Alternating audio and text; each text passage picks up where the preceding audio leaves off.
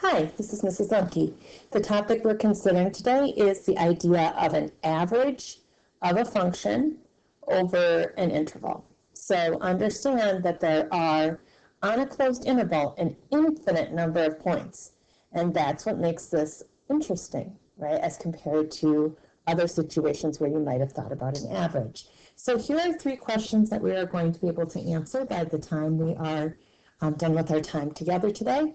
The first one is, what is the average value of the sine function between 0 and pi? So I have a nice graph here, and I have this line. And so whatever that average is, I could represent that with this line. And so I'm going to put the line here and think about the fact that I'd have all of these points leading up to that line that are lower than that, and some over here that are lower than that value, but I have an awful lot of points that are higher. So it sure seems like that probably isn't where the average would be. Maybe it's more, oops, you know me. Maybe it's a little bit higher than that. Maybe here, right? Somewhere in this vicinity, maybe, is somewhere where the average is, because then these low points and on either side kind of are balanced by the high points, and that's what an average is sort of like a center value of some sort. We also could do this in application. If we had a function that described the value of a stock over time, so that might be something that includes some sign aspects or some oscillation, but also some other factors. And so T is years and C of T is the price in dollars. What's the average price of the stock over the first 3 years? Maybe we estimate that. Let's see, maybe here. No, I don't think it's that low. Maybe around here. We'll find out by the end of our time together. And this is my favorite one. Just think about this picture.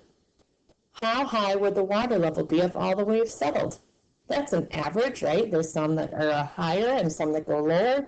And then if we just let, I'm not really sure why the aquarium has waves in the first place. Maybe we just changed out the water or something. But maybe somewhere in here-ish, right? So those waves and those valleys kind of balance each other out. So the idea of an average can be considered in a situation where I just have a list of numbers. This is something you've known for ages, right? You just add together all the values and you divide by how many you have. And that's how we find an average. And this set has an average of 5. Okay? So like a lot of things in math, we don't start from scratch. We think, okay, so that's how I do it in the discrete context. Discrete just means I have like a list. Okay? We want to think now about averages in the continuous context. So not just having like a list, but having a function that's connected. So up above, we found this mean, and if you look here, this was some kind of a sum of different values, and we divided by how many we had. So we want to do something kind of analogous to that, but we can't just list them out because there's an infinite number of values, right? So this is going to be a little bit more complex, okay? So here's a continuous function. We want to think about this. And I have a little box there for you as well, if you're following in your notes. So if we were to try to approximate the average, just find an estimate, we could take our interval and chop it up into little parts. Oh, this seems stunningly familiar.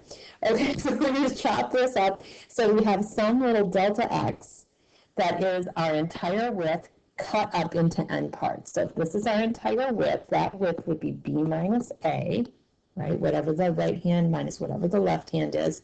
So a in my picture is at the y-axis, but it could be anywhere. And then if we chop that up into n parts, so this distance cut into n pieces. Now, n pieces is awfully hard to draw, but I will just draw a few.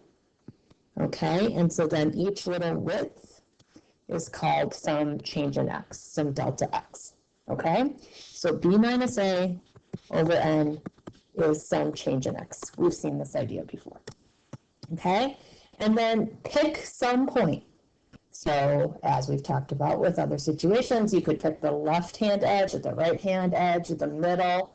You could set up any kind of rule you wanted, but you'd pick some x value inside of each interval, and then you'd find the function value at each of those and use that to build your estimate. So what that is saying is we could, in each interval, say, okay, I'm going to use the left-hand edge, for instance.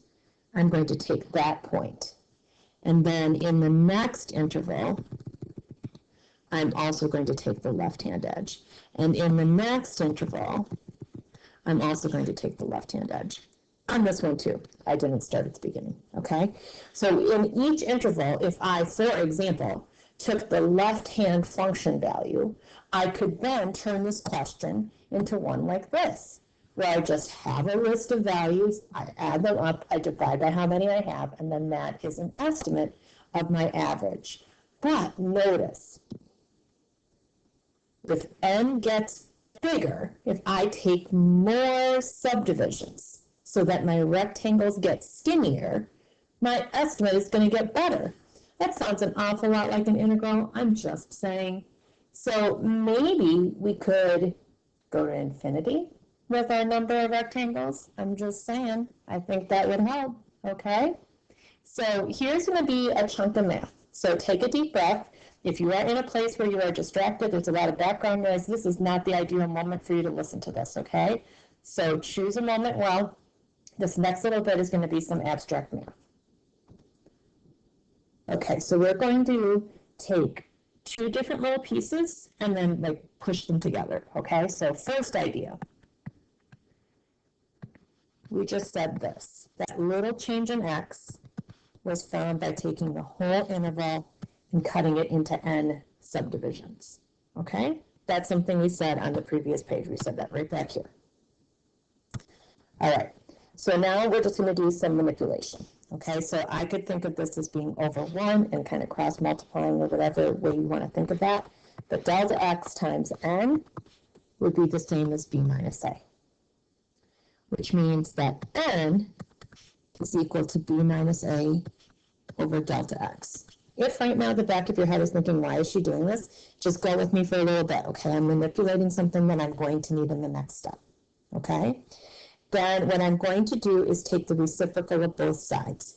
This is a true thing to do, right? You can do this. So 2 over 6 equals 1 over 3 means that this is also true, right? So now I know that one example does not make a proof, but I'm just trying to show you that if you have two things that are equal to each other, you can take the reciprocal of both sides, and that's legit. It's not a move maybe that you're used to making, but it is a legal move, okay? So this is the result that I'm going to need in my next step, okay, that I'm just kind of setting aside. Remember I said we're going to have a couple strands and then we're going to smush them together. Okay, here's the other strand. So we said previously that finding the average value of our function on the interval from a to b was estimated by, remember we estimated because we were just taking like different chunks and trying to turn it into a discrete situation even though it wasn't. Okay, so our average value estimate was taking all of those different function values at all of those different locations, one from each little interval. So this just means the first such place, the second such place, until the nth such place. So taking all of those different function values and dividing by how many we had, right? So the function values would have been whatever these y coordinates were, okay?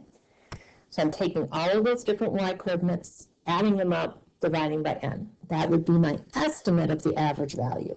I know it's not quite right because did I take every point on here? No, I did not. I took just one per chunk, one per interval. Okay, now I'm going to rewrite this a little.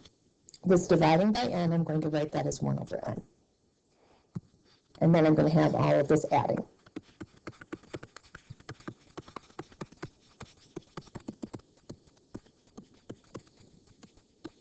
All right. Now the 1 over n, if you look up above, this is the thing we set aside. 1 over n is delta x over b minus a.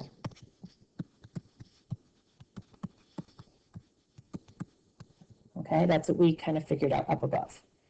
And then we need to think about a different way to write this. Well, I don't want to keep writing all that. So how about I just say I'm adding up a bunch of different function values, starting at the first interval and going to the nth interval. And it's completely legal to factor and to distribute. And so now I'm going to distribute just the delta x into this sum. So each term would have a delta x. Okay, you guys, doesn't this look familiar? Oh heavens, I sure hope this looks familiar to you. Okay, so now, what if I took a limit? I shouldn't say took, I should say take. Oh, well, I should say took. What if I took, we're going to take a limit as n goes to infinity. That's a limit summation then, right? That's the limit of a Riemann sum. This thing in the purple box is a Riemann sum. And when we take a limit of a Riemann sum so that the number of rectangles becomes infinite, and so that the delta x becomes infinitesimally small, that's an integral, okay? So taking the limit of this is going to result in just having an integral. I actually wanted a different color there. Hey, come on, computer. There you go. We're going to have the integral over the interval. This delta x is like my dx, right? And then I have 1 over b minus a. And I don't have wavy equals anymore. I have exact equals, because that limit of the Riemann sum gives me exact equality. It's taking into account every single value. And what this is equal to is the average value of my function on the interval from a to b. So if I had a different interval, I'd have a different average value. Much like if you think about like PowerSchool, I know this is a discrete case, but I think it helps to make sense of it in your head. If you have the interval of time from the first day of school to, October 10th, versus if you have the interval from the first day of school to December 18th, you might have different averages, right? So the interval that you're talking about matters in terms of taking an average. Okay, so this is a definition. This is a formula, it's a definition, it's a thing you should know, okay? Okay, so if you start from this definition that we just figured out, this is what we just wrote, and do a little manipulating, okay? The average value of a function, okay? Function values are y values, and visually they are heights on a graph. It's how much you go up, right? If you plot the ordered pair 2, 7, 7 is how much you go up. You could think of it as a height, okay? So average value of a function is an average height. And then if you take this line and manipulate a little bit, you can take this b minus a and put it over onto the other side, that quantity. And then I love this representation. I just think that it makes a lot of sense. You say, I want this average height times b minus a. Okay, a height is going to be something on this axis. And b minus a is how wide this was. So this is suggesting a rectangle, right? There is some special rectangle. It has the width of b minus a. The height is the average value. And the area of that special rectangle, look at this equal sign, is equal to the area under the curve between a and b. So if you take a look over here, I've got this function that we had a picture of earlier, right? And it would have this area that I'm highlighting in blue, right? That would be the area under the curve. But there's also this other box, this purple box. And that purple box has the exact same area as the blue curve. This little extra bit out here And this little extra bit in here, if you could just smush them, they're not rigid shapes, but that amount of space is what would fit into that blue bump. Okay, so there is a magic rectangle, a special rectangle, same width as the function's interval, right? That has the same area as the area under the curve. That's pretty cool. Okay, and the height of that box is the average value of the function. So this height in our aquarium situation, right, when those waves settle to here, this height is the average value.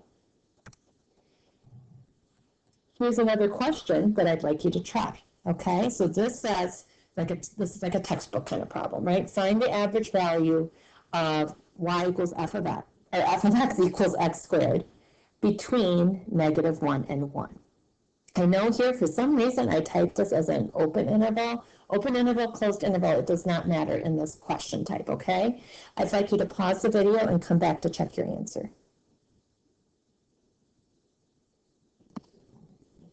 Okay, so this is the beginning of the work that you should have. You just write out the definition, average value of a function.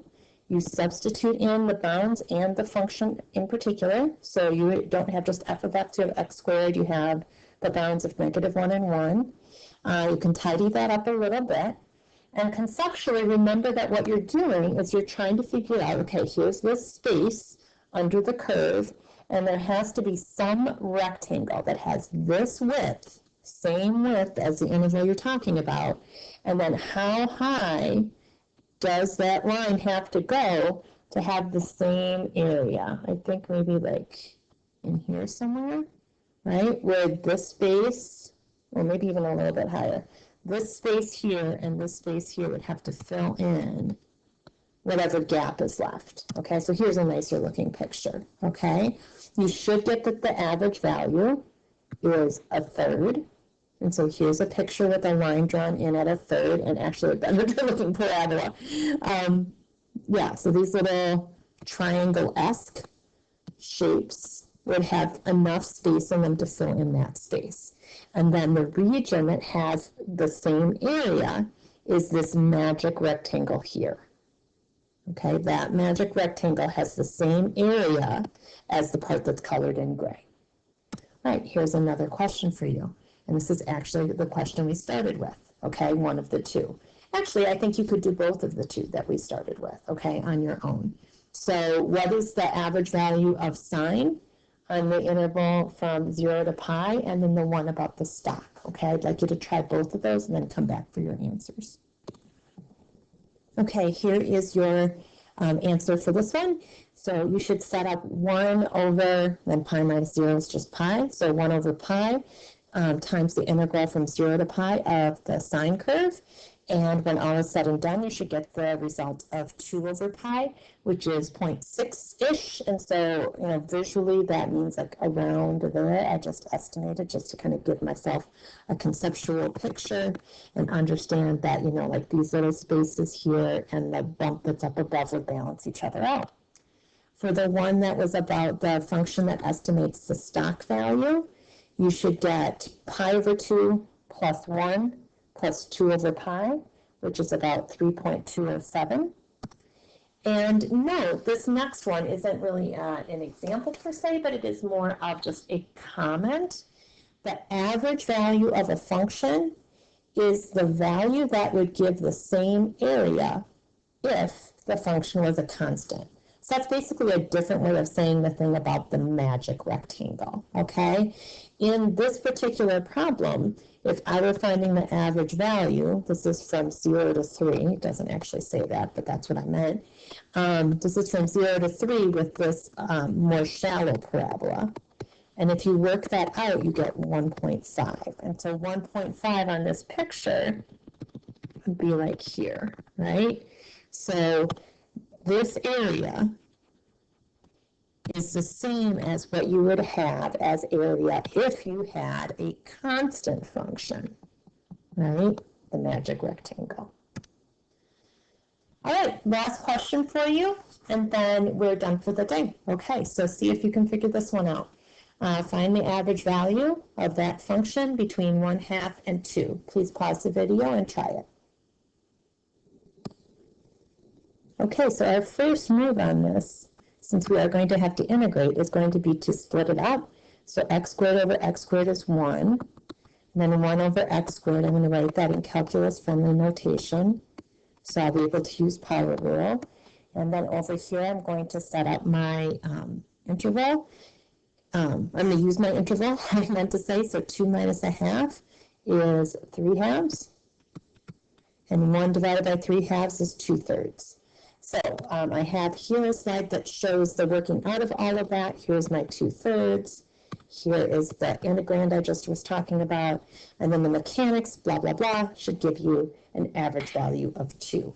So that average value of 2 is the height of the magic box. It is the constant function that would give you the same area under the curve as the actual curve that you have. And that's average value of a function. Thanks.